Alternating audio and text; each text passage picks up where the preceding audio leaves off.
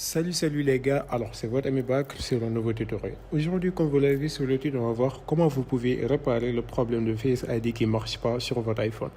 Alors, il faut savoir que le Face ID qui ne marche pas sur votre iPhone peut être causé par plusieurs problèmes sur votre iPhone. C'est pourquoi aujourd'hui je vous propose un logiciel qui s'appelle Ultphone qui vous permet donc de réparer votre iPhone et donc de résoudre plusieurs problèmes, notamment le problème de Face ID qui ne marche pas. Alors pour télécharger déjà le logiciel, c'est très simple. Tout ce que vous avez à faire, c'est d'aller au niveau du lien qui se trouve au niveau de la description. De cliquer, ça vous amène directement sur cette page et là vous allez faire comme j'ai fait, vous allez télécharger le logiciel et ensuite cliquer sur le bouton installer pour l'installer. Voilà. Et ensuite, une fois après avoir installé, tout ce que vous avez à faire, c'est donc de cliquer sur le bouton commencer pour donc commencer à utiliser le logiciel. C'est très simple. Voilà. Donc, le logiciel déjà, il se présente comme ça, comme vous pouvez le voir. Une fois sur la page d'accueil du logiciel, ce qu'on peut voir déjà, c'est que le logiciel, il présente beaucoup d'autres tâches. Par exemple, il vous permet d'entrer dans le mode de récupération et d'en sortir. Il vous permet donc de mettre des mises à jour, des dégradations iOS, ou bien donc des réinitialisations en un clic et donc bien d'autres tâches. Mais nous, ce qui va nous intéresser, c'est la réparation iOS pour pouvoir réparer le problème de Face ID qui ne marche pas. Alors, la réparation donc, se présente de deux façons. On peut faire une réparation avec perte de données ou bien on peut faire une réparation avec donc sans perte de données. Voilà. Donc, ce que je vous conseille, c'est de faire une réparation sans perte de données. Mais vous avez le choix de faire aussi la réparation avec perte de données si vous avez déjà sauvegardé vos données au préalable. Voilà. Donc, on clique sur réparer et maintenant on vient sur cette page qui est très importante, c'est-à-dire que là on doit télécharger un firmware et ce firmware c'est celui-là qui va nous permettre donc de faire la réparation de notre iPhone. Et donc on clique sur le bouton télécharger et là comme vous pouvez le voir, le téléchargement du firmware a déjà commencé. C'est un firmware qui est assez lourd, c'est pourquoi il faudra être patient pour donc pouvoir assister à la fin du téléchargement et donc continuer ou bien poursuivre notre réparation du système iOS.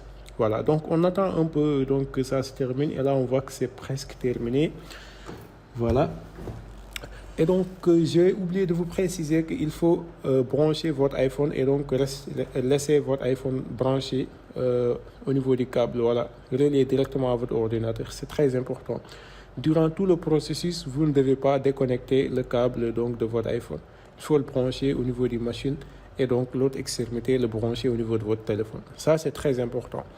Voilà. Et donc maintenant, le téléchargement est terminé. Maintenant, on va cliquer sur le bouton commencer. La réparation est standard. Voilà.